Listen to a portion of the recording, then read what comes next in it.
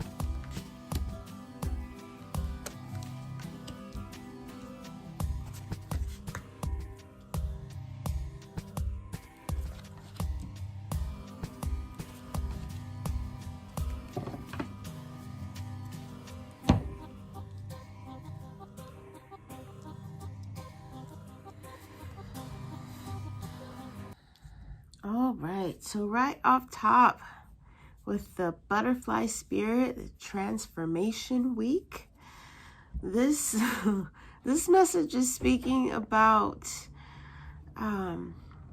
actually, you know what, let me back up. Last week our message was about really chaotic emotions, feeling like everything was falling apart, like you were separated from your support system and you needed to make a decision in order to figure out how to move forward, but you felt stuck, like there was no hope, right? Now this week we're looking at a message about avoiding change.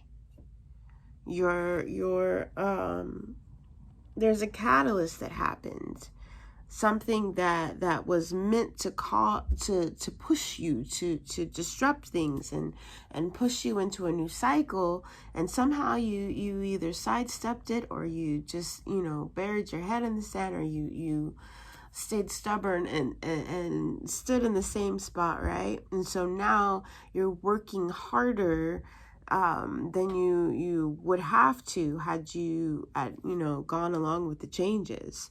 You're fighting against the tide here to try and keep things going in the same direction, and it's slowing this transformation process. It's making it harder on you because you're in the chrysalis and you're like battling instead of trying to heal and grow, right?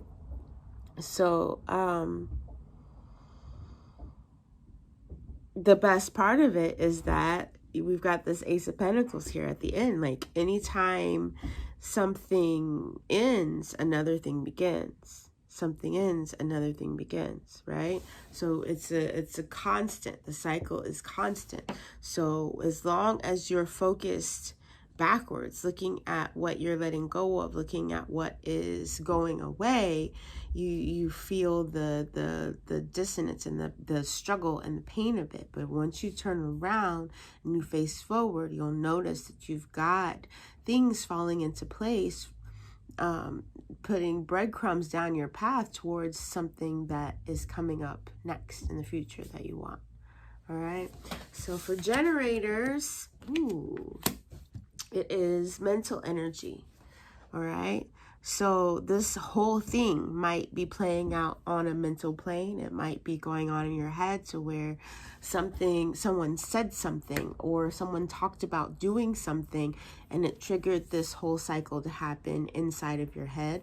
Or you could have gotten a message, gotten a dream or something to that effect that started this whole thing. But it's most likely more mental than anything else. You're mentally having to work harder because you're not wanting to adapt to the way that new things are coming in. You're not allowing yourself to factor in new information or something, along those lines. For my manifesting generators, Power Gate. So I don't know if that's coming in the form of a power struggle, like you're struggling against somebody else who's trying to say, okay, look, this is different now. We have to factor in these new variables. Or if it is you battling opposite your own power, where you are trying to get out there and do things, move in the way that the manifestor moves, instead of keeping your generator strategy out front and waiting for something to respond to. But either way, both of those are going to feel the same way to you. You're going to feel like you're putting in a lot of effort, a lot of struggle, a lot of thought, a lot of physical power, a lot of work, and you're not getting the amount of results. The results, what is coming out is disproportionate to the amount of work that you're putting in, right?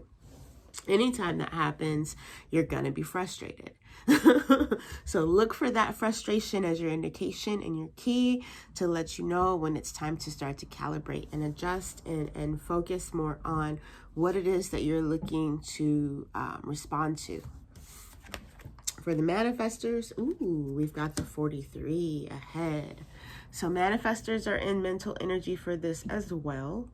And it's likely a situation where your idea or your intentions or your plans are strides ahead of what everybody else is doing or what they're expecting, what they're used to, what they're looking for. And so your movement, if you don't utilize your strategy of informing and actually take it seriously, meaning when you're in this type of 43 ahead of the curve, out before your time type energy, you have to explain yourself more than once, because people are not going to get it the first time around. They think they know what you're saying, and so they're operating under assumptions, right? So the first time you explain it, they might not even have questions. They're just going to be like, yeah, that's not going to work because blah, blah, blah, right? But because they're not realizing the context in which you're saying it, they're not realizing the changes that you're planning to implement before you do this thing, there's pieces missing, right? So you have to actually inform with a intention of making sure that who is going to be affected by this understands what you're talking about beforehand. Because when you move, manifestor, when you move and the people around you are not expecting it, you cause chaotic ripples in the energy, right? Stuff starts bouncing off of each other, dominoes start falling, people start falling into you, and your plans get thwarted anyways, All right.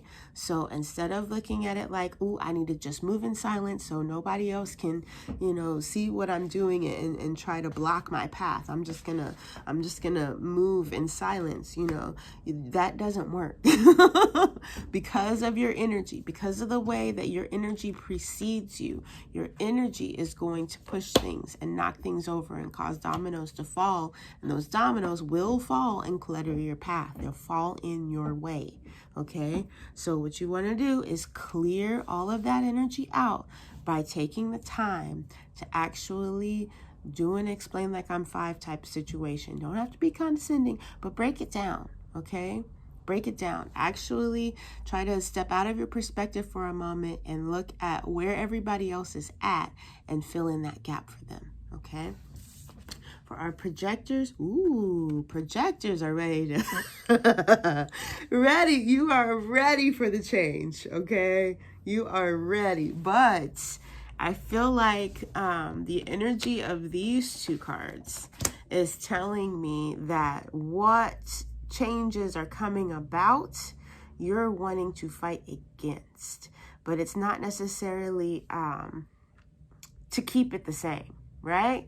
So it's like, say for instance, it's time to get a new car, right? The car that you've been driving has put in its 2 weeks notice and it has informed you that you're gonna have to do something, right? This is not